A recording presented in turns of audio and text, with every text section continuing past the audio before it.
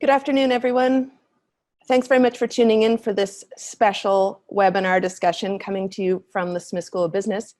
Can everybody hear me? Get a wave from our panelists. Can panelists hear me? Okay, great. We're waiting for one person to turn on their video. Kate Rowbotham, can you turn your video on, please? My name is Meredith Dalt, and I'm a business journalist here at the Smith School of Business. So welcome, everyone.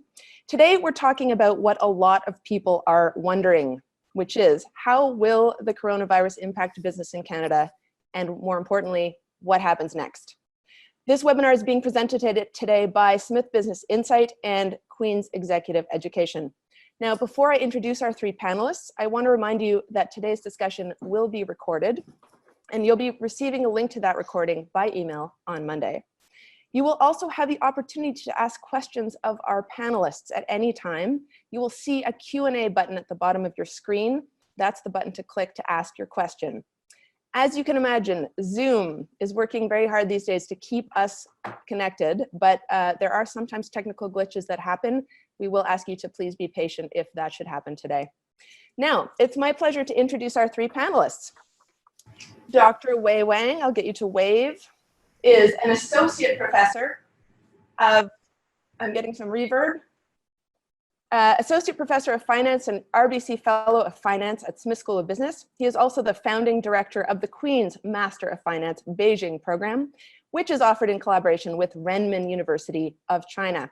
Dr. Wang's areas of expertise include corporate restructuring, bankruptcy, and distressed investing. Dr. Kate Rowbotham, we have a wave, there she is, an assistant professor and a distinguished faculty fellow of organizational behavior at Smith School of Business. Her work focuses on experiences of inclusion and exclusion across different organizational settings, deviance in the workplace, and how integrity is understood in different contexts. Dr. Scott Carson is a professor specializing in governance and strategy. His career has straddled business, government, and academia. He was the head of corporate finance for a major Canadian bank, CEO of an Ontario government secretariat, and he is the former chair of the board of the Kingston General Hospital. He's also been a member of many corporate and not-for-profit boards. My panelists, welcome to our discussion. Thank you for being here today. Thank you for having us. So, to begin, we know that the landscape is changing rapidly, and I want to ask you to each start by giving us a sense of what you see as being the biggest risks for business right now. Wei, I'm going to ask you to begin. Oh, sure, yeah. First of all, it's a great pleasure to be here to share some of my thoughts with my colleagues, to the public. I think right now, this cycle, this sort of downturn, it was quite different from what we have seen in the past, like the financial crisis in 08-09 and dot-com bubble burst, and even earlier recessions. Because right now, most corporations experiencing a sharp decline in their cash flows in a short amount of period, plus with a large decline in the financial markets, that makes financing also very difficult. So liquidity in the markets is drying up. That's what we're seeing right now. That's why this is very different, because it's very sharp. We have seen the markets dropping 30% from the highs in a matter of weeks. So that's quite different from what I've seen in the past. Okay. Kate, how about your thoughts? What have you been thinking about? So for me, I look at things from a human capital or human resources perspective. So I'd say a big risk right now for businesses is the effects of the virus itself on the lives of employees and their families. So on one level, we can think about the risk of employees contracting the virus, which has obvious implications for business. And this is particularly true for employees on the front lines, those who don't necessarily have the ability to work from home, or those who don't have the means to be able to afford being away from work. But I think more broadly, we can see how working from home or caring for kids who are out of school or making sure elderly parents aren't out and about, that can also take away from an employee's ability to get their job done, which again has an impact on business. I saw a tweet earlier this week that said something like, if you're working from home with school-age kids there too, you're doing well if you reach 40% productivity. And that actually makes a lot of sense to me as I work at home with school-age kids. So I'm losing your audio.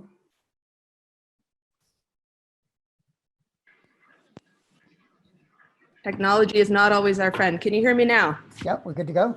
Okay. So Yes. Scott, your turn. It would be very tempting for all of us sort of in this time of great fear and panic to wonder about the condition of the marketplace itself.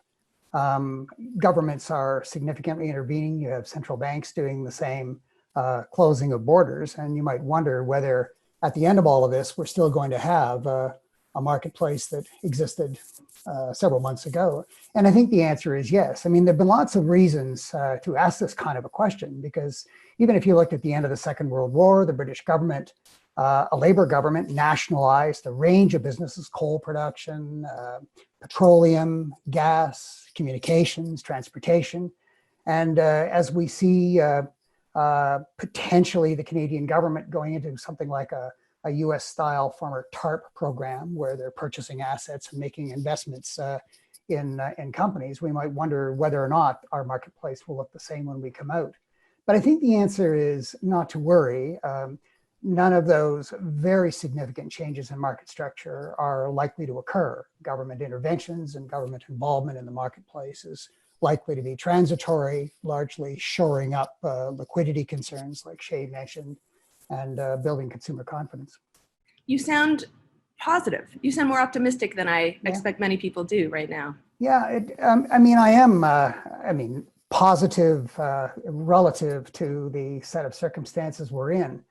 But as I'm sure Wei could tell you better than I can, if you looked over the last 100 years at major catastrophic and calamitous events, the stock markets in the US and Canada, by and large, have dipped maybe for 1 or 2 or even 3 quarters, but for the most part, they've all come back. And what we're seeing now is we're seeing a set of transitory events. Unlike, say, 9/11, which just happened and then it was over, ours, the pandemic, is going to stay for months. And so it's going to stretch more than many other big events would stretch. But it will come to an end. And if you look at the measures that are being put in place, you've got very significant downward movement on interest rates from the Bank of Canada, shoring up the liquidity of the commercial banks. The oil and gas sector is in dire straits, but from the consumer point of view, these are going to result in much lower prices. And so when we come out of this, maybe in the 3rd and 4th quarters of this year, we're likely to come out with emboldened consumer confidence and a big snap up. So I see this as very dire and drastic now, but not doom forever. I would say 2021 markets will be back. That's inspiring. Now, Wei, I want to take this back to you because you're smiling. Are you feeling as confident? I guess I'm more pessimistic than Scott. I think if I compare the current situation to what I've seen in the past 20, 30 years, it reminds me of a September 11th attack plus dot-com bubble burst, but it's much worse. Why I'm saying that? U.S. markets have been going up, having the biggest bull market in history, and we have seen asset prices being inflated to very high levels. Lots of money chasing after very few investment opportunities. Even look at the high yield markets, we're at record low for financing risky business, pretty much. So looks like the risk tolerance as being quite high for most investors. So I've seen asset bubble forming in the financial markets. That bubble, in my opinion, could sustain if there's no virus, of course, for another couple of years. But on the other hand, as Scott mentioned, the September 11th drop in fears. That fear was short-term lived. It lasted for a few months. People started to worry about terrorists being around them, but it got resolved, soon. But this pandemic is very different. It may last for a long time. So if I compare this situation with what I've seen in the past, this is September 11th dot-com bubble burst, and much worse. So what do you see when you're looking ahead, what do you see? So far, I think government need to adopt a lot of actions, many policies to be put in place to help many different parties. Like what Scott mentioned, you got to make sure there'll be no systemic risk. Because what happened in 2008 was very different because banks were taking excessive risks and that inflated asset prices in certain sector. And when that sector started dropping, like a market, that caused a panic, caused systemic risk. But right now, what central bank is worried about is, I want to make sure there's enough liquidity in the banking system. The banks today are safer. That's a good thing. Because last 10 years, the rise of financing has been driven by shadow banking activities. So that part is good. The second part is government's now injecting cash into consumers, into small businesses through, I'll just look at the announcement by both Canadian and US governments are injecting cash through means of tax rebate and other methods for adding liquidity to the system. That's a very positive sign. That makes me feel good. However, this is scale on two sides, because what the government is doing right now is saying, oh, people stop going to restaurants, stop taking flights. This is the business I hate the most. So I want to make sure, when people get laid off, I give them cash, they can survive, they can do, they can have childcare, stay home and so on.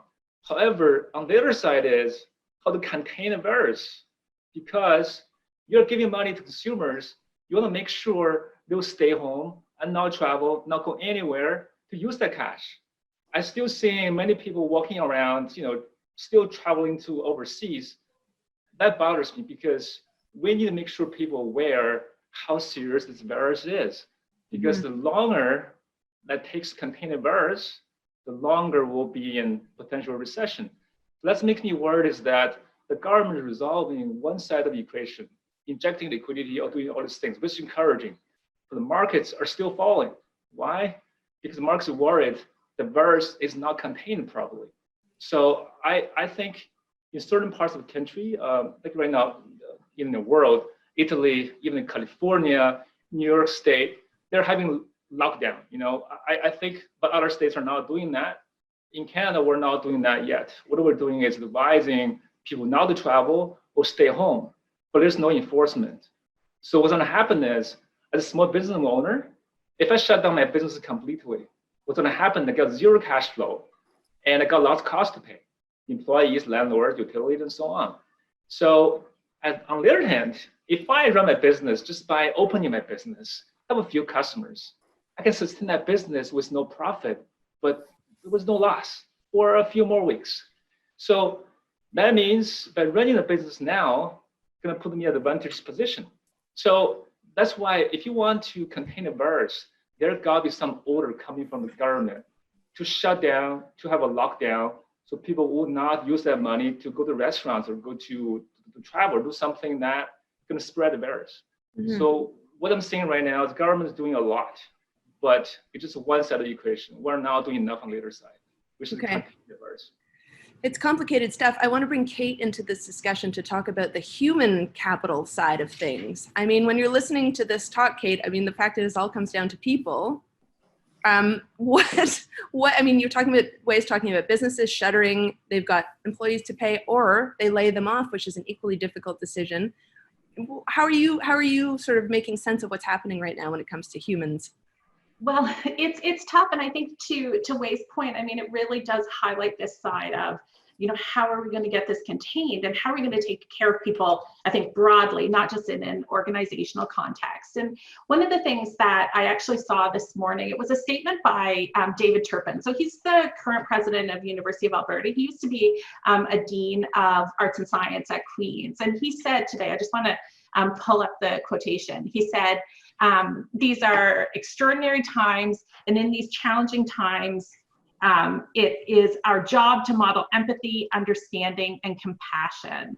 And I thought that was a really interesting way to really focus on core values and core principles about, as an organization, how are we thinking about things? And then what does that mean for how we're treating employees, but then also how they are living in their communities. So to me, it's about going back to what are those core principles. And I really like how David Turpin said it. I think it is, in the way that I think about this, it really is is about empathy. It really is about understanding. It really is about compassion. If we can practice that, not only in organizations, but also in our communities, and recognizing that part of that empathy and compassion is, to Wei's point, it's staying home. It is maintaining those distances. And I know we were making a distinction yesterday between, we're thinking about it in terms of physical distance, maybe instead of social distance, because there's certainly ways to still reach out and be in touch and focus on the community aspect of it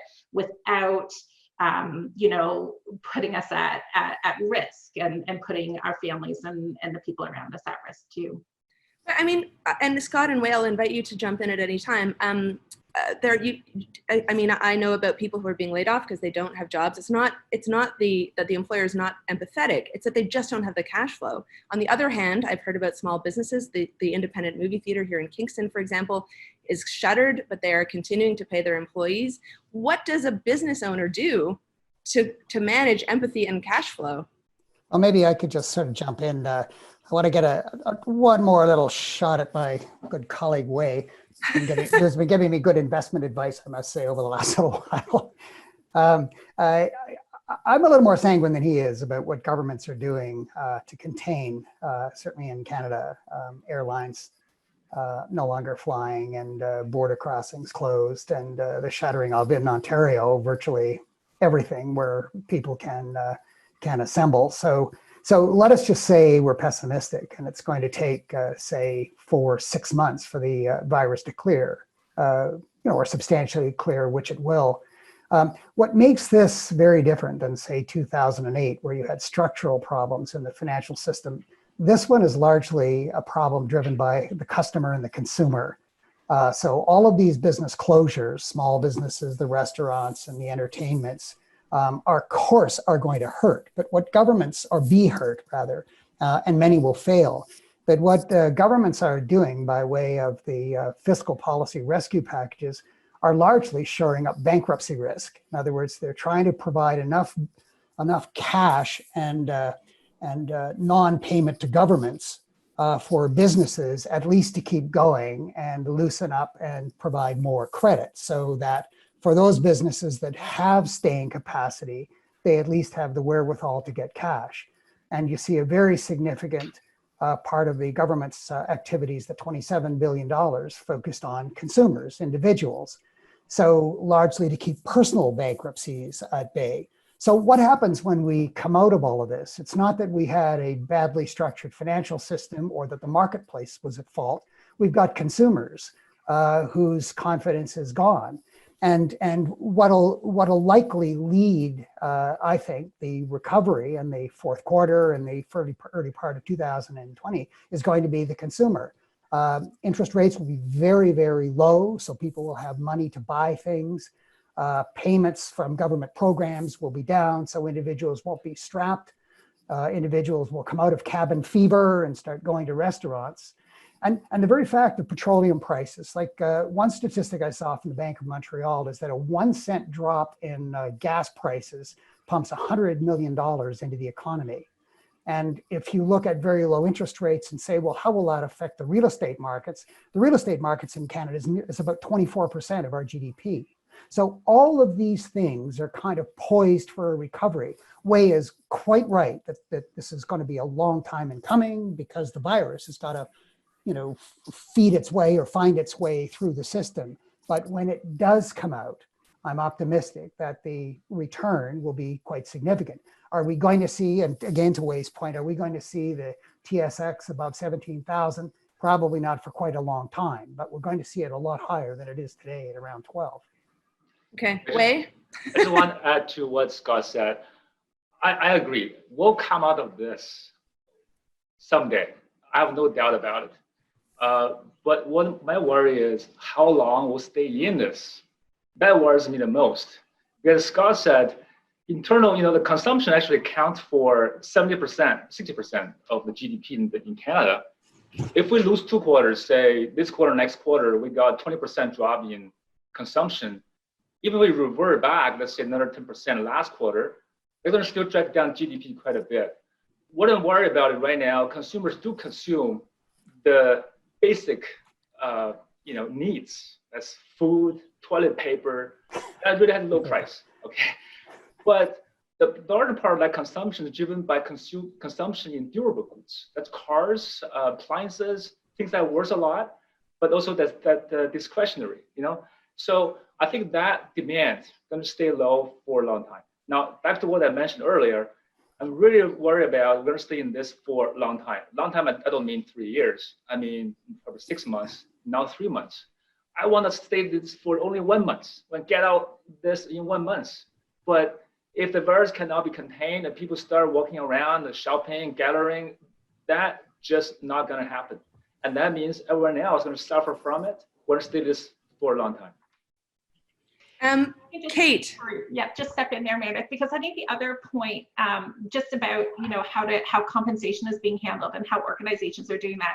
The other interesting thing for me has been watching social media and some of the naming and shaming of companies in terms of how they're handling compensation and how they're doing things. So in some ways, consumers are looking for these retailers, these other organizations, you know, to take the lead and to do the right thing here.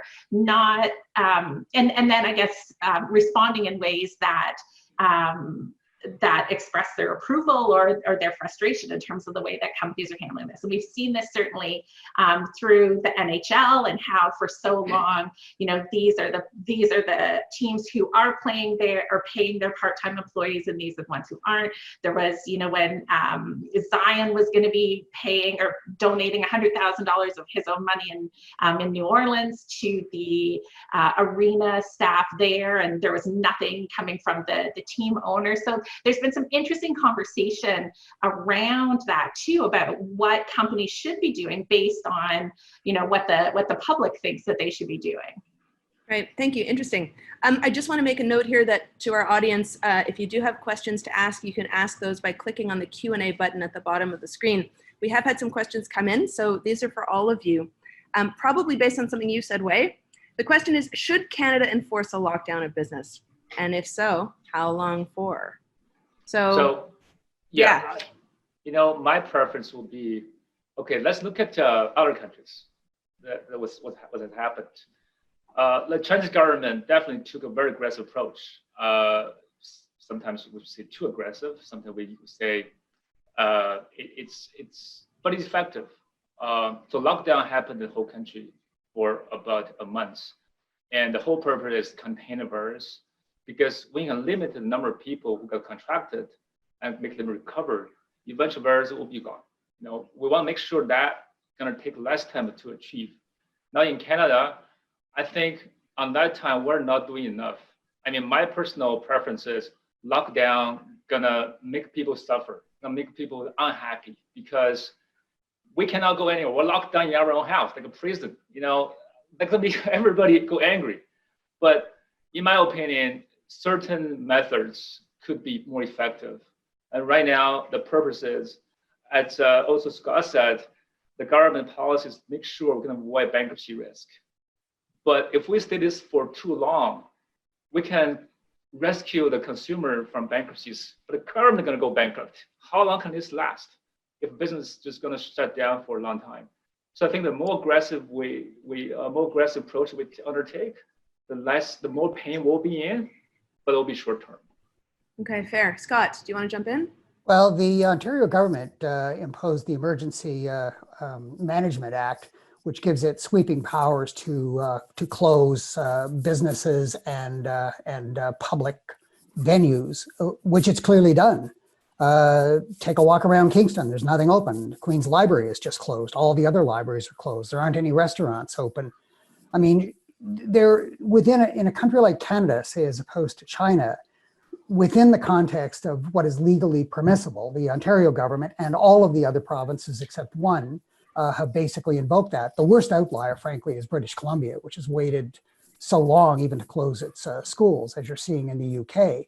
The Canadian government is contemplating the Emergency Measures Act, which replaced the War Measures Act in 1988, again, giving it sweeping powers basically to commandeer production and so on. my sense is that within the context of what is possible in Canada, a lot more has been done than perhaps we're entirely giving it credit for. There aren't very many planes flying anywhere. People aren't traveling anymore. We're basically repatriating sort of stranded Canadians. So I agree with Wei that we've potentially got a long time to wait. I don't think we're in a recession yet, but the smart money is saying that we will be. And recessions can last a long time. I mean, the 2007-8 went for 18 months, and maybe that's going to be our fate too. But I'm inclined myself to think not so much for the reasons I gave earlier. I think that consumers will, in fact, drag us out, 6 to 9 months down the road.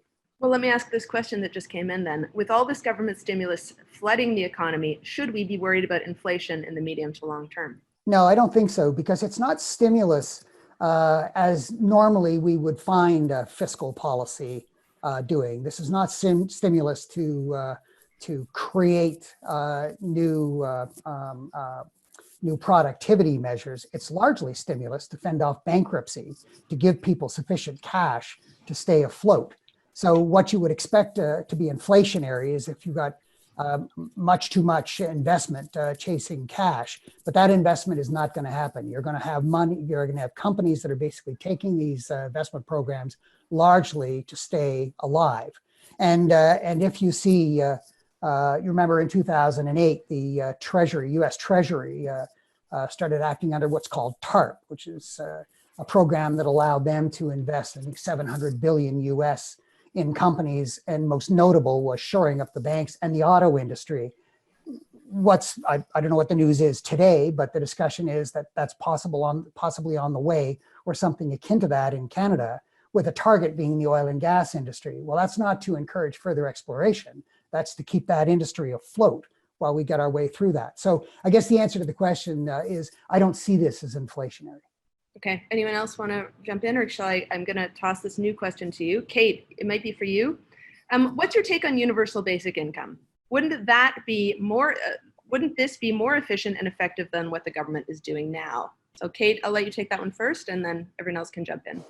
I mean, there's some interesting research out of McMaster University about the benefits of universal basic income. Again, I look at it from the human capital perspective, and and from that perspective, it's generally considered to be a good thing for what it does for people and what it enables people to be able to do. I would put it over to Scott or Wei for the larger implications, but there's definitely, again, from the human capital side of things, some real reasons for it. I think my one concern right now in implementing something like this in this time of uncertainty, and I think we've seen it come out of some of the debates that are being held right now in the States, and not debates in terms of some of those the presidential debates or the Democratic primary debates, but just the conversations that people are having is how it would be implemented. And I don't know that right now is the time to make significant policy changes versus to deal with the situation at hand. But again, I would put that over to Scott and Wei. Scott and Wei, thoughts on universal basic income? So maybe I'll just start and then let Wei carry it on. So I don't think that's any policy that could be implemented now in the current circumstances. The advantage to it is that all those who are provided that income have money to spend. The problem is right now is there's nowhere to spend it. And in fact, in the U.S., you've got the notion of sending everybody a check for $1,500. So with families having money, that's a good thing. The policy itself, though, requires a great deal of the reallocation of state funding into a program like this, which means at the state level, Canadian government level, there's less money for other things. I would say right now, the kind of emergency measures, fiscal policy measures that you'll see from the federal government depend upon it having sufficient resources to do it. Bailouts of sectors like airlines, but particularly oil and gas. If that money is largely sopped up by paying out social benefits guaranteed income streams, that money wouldn't be there. I mean, even now, the criticism, certainly from the Conservatives, is that the Liberals, by not balancing a budget or paying down debt, is removing much of Canada's capacity to fund these programs. I don't think that's actually true myself, but so I would say I don't see universal income payments as really part of the current discussion. Okay. And speaking of Canada, though, somebody has asked, does Canada have any particular advantages or disadvantages from a business point of view in responding to COVID-19? So by the way, could I add just on what Scott and Yeah, of course. Sorry. talk about, because I have some thoughts on this, Universal basic income? Yeah, because that discussion came in, not now, I think a couple of years ago, when we were worried about how AI will take over labor, human labor. And that discussion came in because we want to make sure people who are left behind because of adoption of AI and new technology have a basic means of living. And they were advocates for this kind of policy, including Elon Musk and others who are worried about the fast increase of AI. But the current pandemic, global pandemic, I think will make us think about this policy going forward, because now we realize there will be risk containing in human-to-human interaction, and the global pandemic will not go away. We'll come back sometime in the future again. I don't know what next pandemic will be or when it's going to happen, but I think from this crisis, we're going to see new opportunities in AI technology and certain jobs replaced by machine, just reduce that unnecessary human interaction. So I think that discussion is going to come in eventually on how can we guarantee the basic living of people whose income will be lost because of the new technology adoption. Okay. So then I will put this question back on the table. Does Canada have any particular advantages or disadvantages from a business point of view in terms of responding to COVID? So I'll take that to start with and let Kate and Wei come in. The banking sector is very strong. The monetary policy by the government of Canada is ensuring liquidity needs for banks. That's a very good situation. We had the same benefits in 2008 when Canada had a much stronger banking sector than the United States. I don't think you're going to see, other than my bank stocks plummeting, I don't think we're going to see any bank collapses. By and large, and this would be, I think, a point that Kate raised earlier, I'm just, except for kids racing around the beach in British Columbia, I'm amazed at the very positive response of Canadians to the actions of government and to each other. And that kind of sort of stick-to-itiveness and doing the right thing is very heartening. And I think the natural civility of Canada in a crisis like this is a very significant advantage for it.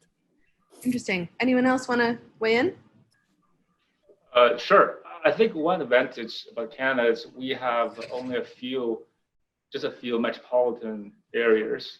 Most other people living in like Kingston and smaller townships, and where there's a lot of we call social distancing, but there's actual physical distance. And people don't take public transport; they drive their own cars. So those will help contain the virus somewhat. But the downside is our economy is not as diverse as the U.S. For example, energy industry accounts for 10% of Canada's GDP, and plus housing, plus other sectors. So that put our country at, I would say, a higher risk than other countries. But as Scott mentioned, I agree. I think Canadian people always, as even the Prime Minister said, we're here for each other. And the point here is we're here for each other. So let's stick to something that we'll agree to and get over this together. Right. Kate? I mean, I don't really have anything to add. I think that sums it up really well. Totally. Okay, so here's an interesting question that's just come in. What companies, in your opinions, do you think will benefit from this over the next few months? Well, I guess it's obvious by looking at the stock markets. The stocks that haven't declined much are the ones that would benefit, like consumer staples, for example, utilities. They haven't declined much because think about upon any pandemic or any exogenous event that would negatively affect people's income, they're gonna cut down discretionary spending, but sustain the basic spending.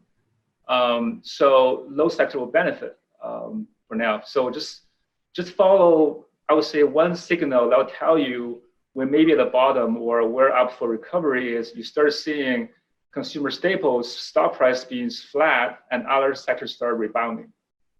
Okay, thanks. Anyone else? I probably would give the same answer that Wei did. Consumer staples, any companies that can, at least in the current situation, benefit from low interest rates will do well. Power producers are going to continue to do well, and the discretionary funding is going to be problematic. For sure, oil and gas is just taking a terrible beating, in large part through no fault of their own, and. But if you think of the last 2 years, oil prices have been very, very low, yet the stock markets have still continued to be very high. And so while oil and gas is a very significant part of the Canadian economy, we nevertheless, as an economy, have done reasonably well in that low price environment. So I would say that the companies that are going to be okay, nobody's going to be really okay, but I think Wei had it exactly right on the ones that are okay for now. And the ones that will be okay down the road, whatever down the road actually means, will be those that can take advantage of low interest rates and can ramp up production to meet increasing consumer demand, which I'm more bullish on than Wei is. Right. Somehow I feel that Netflix is going to be doing just fine. It doesn't Stay matter. home stocks. That's all I do is watch it. Exactly. Just from They the perspective. create an ETF on stay-home stocks. Right. Kate. I was just going to say, from the employee perspective, I mean, I think the companies that are doing well are the ones that can kind of move to this new way of doing work, the ones that have an opportunity to really rethink work processes. The cartoon in the New Yorker on Monday was, someone sitting at their laptop saying, do you mean all of those meetings could just have been emails all along? Right. And I think that is, that's part of the, the new reality. So companies who can adjust to that, the companies who can rethink what a workday looks like, what FaceTime means and why it's important, I think that's also going to be a key to success moving forward. I know that members of the disability community are dismayed because this is something they've been advocating for a long time, the ability to work remotely, and people have said, oh no, it's not possible. And now here we are. Yeah. So there are a number of different examples, I think, certainly in the educational setting that we're seeing that of, things that companies have refused all along for any number of reasons that now have just been put into place. So I think it's frustrating and alienating for those communities who have been asking for them for a long time. So long term then, I mean, what does this mean for all of us that now we're all working remotely? Do we all have to go back to meeting face to face? Ever? I'm an extrovert, so I like it. But the rest of you, what do you think? Well, one of the big drawbacks for me in all of this is that Wei and I actually are on the same floor of the Smith School. And by having to work remotely, I can't be arguing with him on the floor all the time as we talk about No punching each other. But I think that there will be lessons learned, as Kate just said, along the lines of the ability to work more remotely. But again, I don't see this as creating major strategic opportunities other than for Zoom and platforms like this. I think work patterns will substantially go back to very similar ways. Meredith, for exactly the reason that you gave, is that people physically like to be together. They like to interact, and that's what in a happy and productive workplace people do. They talk to each other. Right. One thing I want to add is right now we're in a very interesting time because it made me think this ideal time to test how much damage or impact humans are making on the planet. Because right now with the shutdown, all the planes, transportation, there will be a reduction in pollution. This is the ideal time for environmentalists, the scientists coming to test what is normal without all this pollution. I think it will make people going forward to think about pollution we have made, the damage we have made to the planet, then people be more cautious. Now when they create, pollute air. And so I think this is something people, it's good time, in that sense, will make us more aware of the impact we have made on the environment. Mhm. You see, finance guys can be positive, but they try. Yeah, I see that. I'm feeling positively encouraged by all of you. Someone has asked us this question. Supply chains are under stress now. Are you optimistic or pessimistic, speaking of that, about the effects of the virus on supply chains? Well, I guess the impacts already happened. But I think right now it's most countries shutting down the border, but they're not shutting down the supply chain. The products coming in. So it's been affected dramatically. But I think, again, the production depends on the consumption, because if you cannot sell the goods in inventory, you don't need to produce more and put them into inventory. So again, many of these things we're talking about are driven by consumption, and that's down dramatically. So to bring that up, next question is how can sustain production? So we need the demand to come back. I think that's the first variable I would put in the equation. Right, that makes sense. I think the answer in part that I would give is a lot like the one that I started off with, to say that the international trading order isn't structurally going to be impeded or injured by this, and the structure of supply chains isn't going to be affected by this. The same supply chains before the crisis will be in place after the crisis. What is being disrupted is the functioning of those supply chains, especially around transportation. So without a doubt, supply chains will continue in a state of disruption until transportation and purchasing and the use of the raw materials that come through the supply chain can actually be put to use in manufacturing and other processing means. So down for as long as this quasi maybe recession lasts, but back up thereafter. Great. Thank you. About workers, certainly in the agricultural sector, about who's going to be coming in and doing that work, because it's a sector that's heavily reliant on migrant workers. So with what's happening with the border closures and access even into the country, it'll be interesting to watch and see what transpires that way. Yeah, Kate, while you're on screen, a question for you. What's your best advice for small businesses in dealing with their employees? The note says a lot of small business employees are nervous.